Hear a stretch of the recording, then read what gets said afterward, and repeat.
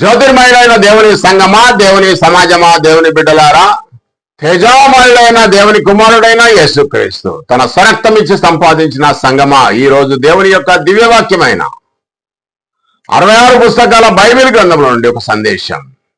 ఆ సందేశం ఏమిటంటే, యేసుక్రీస్తు దేవుడా, దేవుని కుమారుడా, యేసుక్రీస్తు దేవుడా, మానవుడా అనేక మాటలను మనం పరిశీలన చేద్దాం. ఈరోజు ప్రపంచంలో అనేకమైన దొంగ బోధలు, 90-95% దొంగ బోధలు బయలుదేరాయి. యేసుక్రీస్తు ప్రభువును దేవుడుగా నిరూపణ చేస్తానని అనేకమైన మాటలను బైబిల్ గ్రంథం నుంచే తీసి ఒప్పించడానికి ప్రయత్నం చేస్తున్నారు. బైబిల్ ఏం చెప్తుంది ఈ రోజున మనం నేర్చుకుంటున్నాం. 1వ అధ్యాయం 5వ వచనము, రోమీయులకు రాసిన పత్రిక,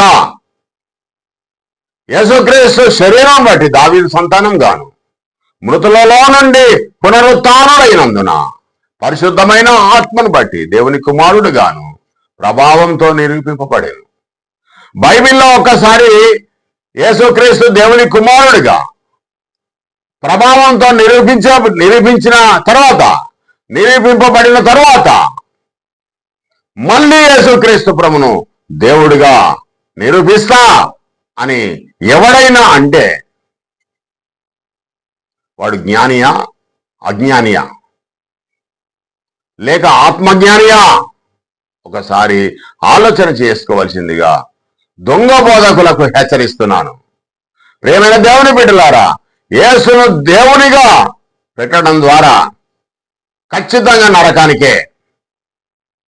యేసుక్రీస్తు సృష్టించబడిన వాడు. మరియ గర్భంలో దేవుడు తన దూత ద్వారా పంపించిన సందేశం. దేవుని యొక్క ఆత్మ మరియమ్మను కమ్ముకొనడం ద్వారా యేసుక్రీస్తు ప్రభు జననం జరిగింది. దేవుడు సర్వ మానవాళి పాపములు ఆయన మీద వేసి ఆయన ద్వారా సర్వమానవాళిని తన యొద్దకు చేర్చుకోవాలని దేవుని యొక్క ప్రణాళిక. యేసుక్రీస్తు ప్రభు సృష్టించబడిన వాడు దేవుని చేత. దేవుడు గొప్పవాడు. దేవుని స్థానములో ఎవడిని పెట్టినా వాడు శాపగ్రస్తుడు అవుతాడు. సృష్టించిన వాడు దేవుడు.